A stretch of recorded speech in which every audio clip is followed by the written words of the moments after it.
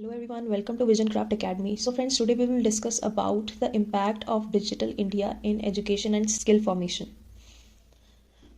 So friends, before starting today's topic, I just wanted to take a moment and मैं आपको बताती हूँ कि इस टॉपिक से किस टाइप के क्वेश्चंस पूछे जा सकते हैं. So friends, इस टॉपिक से बहुत स्ट्रेट फॉरवर्ड क्वेश्चंस पूछे जा सकते हैं, like discuss the influence of technology in skill formation and education, या फिर discuss the impact of digital India in education sector, या फिर how education sector is evolving with advancements in technology. तो friends, इस टाइप का कोई भी question, या फिर you can also get an essay जिसमें टेक्नोलॉजी और एजुकेशन से रिलेटेड आपको लिंक इस्टेब्लिश करना हो, right friends. These are the questions, and अगर आप आज का सेशन बहुत अटेंटिवली अटेंड करेंगे तो डेफिनेटली आप इससे रिलेटेड हर टाइप के क्वेश्चन को ईजिली एड्रेस कर पाएंगे. फॉर न्यू व्यूअर्स, अगर आप इस चैनल की वीडियो फर्स्ट टाइम देख रहे हैं, आप introductory video and then sectoral impact one by one जिस सीक्वेंस में मैं कवर करा रही हूँ उसी सीक्वेंस में कवर करिएगा, so that you can extract maximum benefit out of this course. तो friends, without any further delay let's get started. Friends, आपको पता होगा कि education is a public good जो कि यूनिवर्सल होना चाहिए, इक्विटेबल होना चाहिए, नॉन डिस्क्रिमिनेटरी होना चाहिए. तो फ्रेंड्स, अब बात करते हैं कि where this is mention that education should be universal, right. So आपको पता होगा article 21A is about right to education which is a fundamental right of every citizen, right. So आप पॉलिटिकल एस्पेक्ट को इस टॉपिक से link कर सकते हैं. So friends, article 21A was not included in the constitution when it came into existence. 1950 में जब हमारा constitution came into existence, उस टाइम पर article 21A उसमें mention नहीं था. This was added later on in 2010 by 86th Amendment Act. You must be aware about Skill India Mission, which has trained 1.4 crore youth, upskilled and reskilled close to 54 lakh youth, and established 3,000 new ITIs, 7 IITs, 16 triple ITs, 7 IIMs, 15 AIMS, and 390 universities have been set up recently as quoted by Nirmala Sitharaman ma'am in recent budget discussion. इतना infrastructure development हुआ है, इतने सारे IIMs, IITs और अलग अलग जगह colleges and universities came into existence, तो डेफिनेटली एम्प्लॉयमेंट इससे बड़ा होगा, राइट. तो एजुकेशन सेक्टर में भी जॉब्स जनरेट हुई होंगी, right. So friends, initiatives like e-Vidya, One Class, One Channel, digital labs, digital universities provide education infrastructure which is helping youth a lot. So the aim is to provide better solutions for all, be it for villages, poor, Dalits, tribals in socio-economic setup of India, जिससे कि universalization of quality education and skill development हो पाए. For instance, आपको national education policy के बारे में पता ही होगा. तो national education policy was introduced in 2020 and it has been very very transformational. Friends, NEP के 5 गाइडिंग पिलर्स हैं and they are access, equity, quality, affordability and accountability, right. NEP के पीछे का मकसद बहुत सिंपल था, that we want to make India a global knowledge super power, and जो vision था that was to prepare our youth to meet the diverse and global challenges of present and future. ये नया curriculum हमारे Indian root से जुड़ा हुआ है. काफ़ी कम लोग ये जानते होंगे, बट NEP में इम्प्लीमेंट होने वाला सिलेबस और स्ट्रक्चर का inspiration ancient Indian Gurukul system से लिया गया है. इस पॉलिसी से कन्वेंशनल 10th और 12th board exam centric structure को रिप्लेस करके उसकी जगह नए multi diverse experiment skill based education को इंट्रोड्यूस किया गया था, which was more of practical side. So it was also termed as practical education system. तो 10+2 के मॉडल को हमने 5+3+3+4 स्टेज मॉडल में ट्रांसफॉर्म किया था NEP में. There were different stages. One was foundation, then we had preparatory stage, then middle, then secondary, right? So we can relate this to gurukuls, the ancient gurukuls. So friends, there are similarities. First is example based education. NEP is practical education system जिसमें for example first stage में toy based learning होती है, right. So that is nothing but example based education only. There are diversified subjects that are involved along with vocational courses which eliminate silos between streams of learning. Then we have interactive learning. तो आपको पता होगा कि पुराने समय में गुरुकुल्स में तर्क वितर्क बहुत ज़्यादा अच्छे से किया जाता था, राइट जबकि आप ट्रेडिशनल एजुकेशन सिस्टम को अगर देखेंगे तो that was not interactive, right. जो इंटरैक्टिवनेस अब आई है एजुकेशन सिस्टम में using NEP, it was not there in traditional or conventional way of learning or education, right? NEP eliminated silos between streams of learning. Friends कहते हैं जब किसी देश में कोई बड़ा बदलाव करना हो तो सबसे पहले उसकी शिक्षा नीति को बदलना चाहिए. There is an area of research called learning science which tells how human brain learns, and if you look at conventional education, it was not built on learning science. It was typical blackboard textbooks oriented approach that we were following, but ever since NEP took over, it actually transformed the way of educating kids and children across different schools. तो इसको हम phases के through समझते हैं थोड़ा. तो let's say there's one phase called before pandemic and दूसरा phase है during pandemic. तो फ्रेंड्स बिफोर पैंडेमिक क्या होता था कि retention capability of the kids use to be limited by conventional way of learning, right. वो याद नहीं रख पाते थे जो भी क्लास में पढ़ा होता था. So friends during pandemic what happened, schools and colleges were not operational. Here arises a need to deliver education to students sitting at home. So new system was evolved and that was called virtual education, right? Education through technology. Through learning science, it was revealed that if you have same content in a more interesting multimedia concept involving videos, graphs, etc., then retention of the kids is better. This became an aid to traditional teaching, not as a replacement of traditional teaching, right? So smart classes came into existence, right? This increased the reach of education and also quality of education to a much larger number of students in India. So since the population is high in India, this goes big way to bring literacy, and that to meaningful literacy, which is the need of the hour. So now eventually, the schools and colleges have moved to hybrid model. Since pandemic has changed the DNA of educational system, it led to revolution of teaching learning ecosystem. Right, more and more LMS systems evolved. LMS systems are what? LMS systems are nothing but they are learning management systems. So जब everything was going online, during the pandemic, then more and more learning management systems came into existence and they evolved. So edtech space में बहुत ज़्यादा boom आ गया था. So the revenue that was generated in 2022 from edtech sector is close to $4.3 billion. So friends, इससे हम समझ सकते हैं कि how technology transformed education sector, right? So friends, LMS systems evolved, edtech sector was booming. So this shaped the educational landscape altogether, using digital infrastructure, then interactive and collaborative approach, access to digital repository, right? And how all this was happening? All this was happening through interactive whiteboards, multimedia projectors, digital instruments, devices like laptop, computer. Then we had digital libraries, smart classrooms, personalized learning as per the need of the students, right?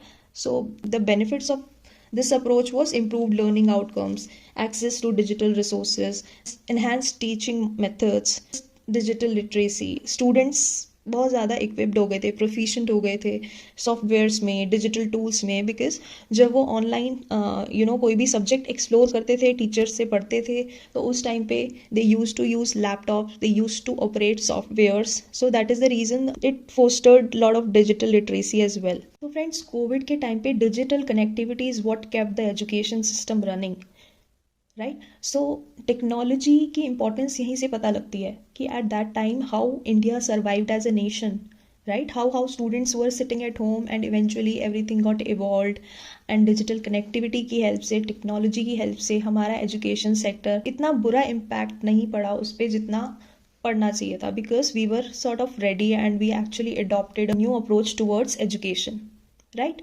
So friends, this was a brief introduction about this sector, and let's talk about impact of technology in education and skill formation now. So friends, very first impact is 24/7 access to e-learning resources. So like I mentioned, various learning management systems came into existence, right? So students can now access all the e-learning resources online. For example, e-Pathshala, right, that provides online textbooks, then audio, video, and periodical lectures can be seen in that platform. Then we have National Digital Library, which is another example right, where you can find a lot of e-learning resources. Then we have PM eVidya, that is nothing but multi-mode access to online learning. So friends, using the online repository, students can study whenever they want to study. There's no constraint in terms of time, so 24/7 the content is available, and based on the comfort, students can just go ahead and study. There is no barrier of timings, there is no barrier of space. All they need is internet access and they are good to go.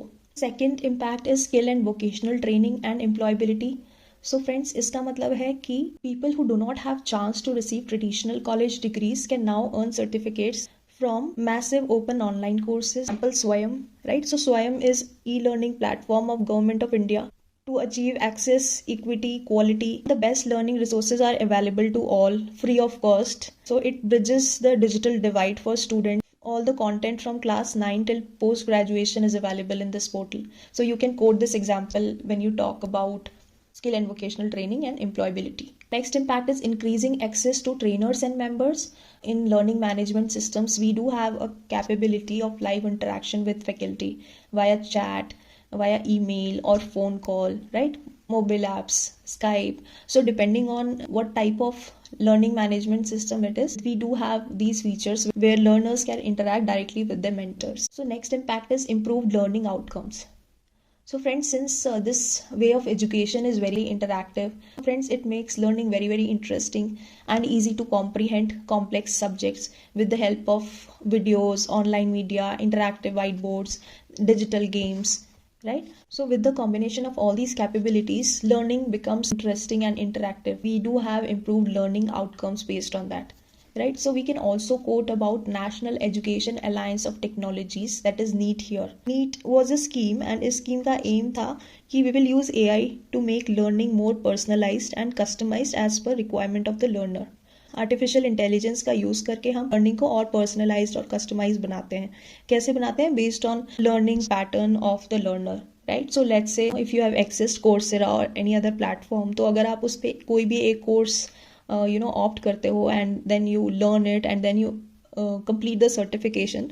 Let's say आपने कोई course करा data engineering से related, तो होता क्या है, then आपको recommendations आने लग जाते हैं टूल पे, learners like you also opted for this.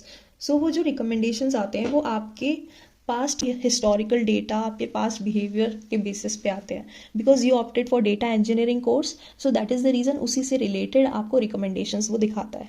What I mean to say is the personalized and customized learning experience also means the same. So basically, depending on the usage of a particular learner, based on his area of interest, his experience is personalized and customized as per his requirement, right? There can be online assessments also through tests. If a learner has taken the test, he has let's say failed the exam, so then based on the exam result, the next set of courses will be displayed to him so that he can upskill or reskill himself again in that particular area where he was lacking before. So friends, in this way, NEET is for adaptive and personalized learning through AI, right? Now coming to next impact, that is teacher training and development. So friends, using online portals, teachers can also upskill themselves, right? So teacher training and development leads to that, and the very good example for this is Diksha portal, right? So here Digital India portal जब develop हुआ था, तो the idea behind it was one nation, one digital platform. It is a digital infrastructure for knowledge sharing, storehouse of large number of ebooks and e-content, then NCRTs, right? So it is world's largest edtech platform. Nursery से 12th तक के सारे text books 36 भारतीय भाषाओं में video lectures के through available हैं. और अगर किसी बच्चे के पास टेक्स्ट बुक नहीं है, then he can access this content and he can also watch videos of various lectures here, which shows that no child is denied education, right? So Diksha platform is showing real empowerment at the grassroots level. करोड़ों बच्चे इससे लाभान्वित हो रहे हैं. Diksha is ensuring that kind of interface here. So this is used by teachers as well to upskill themselves and to train themselves, right?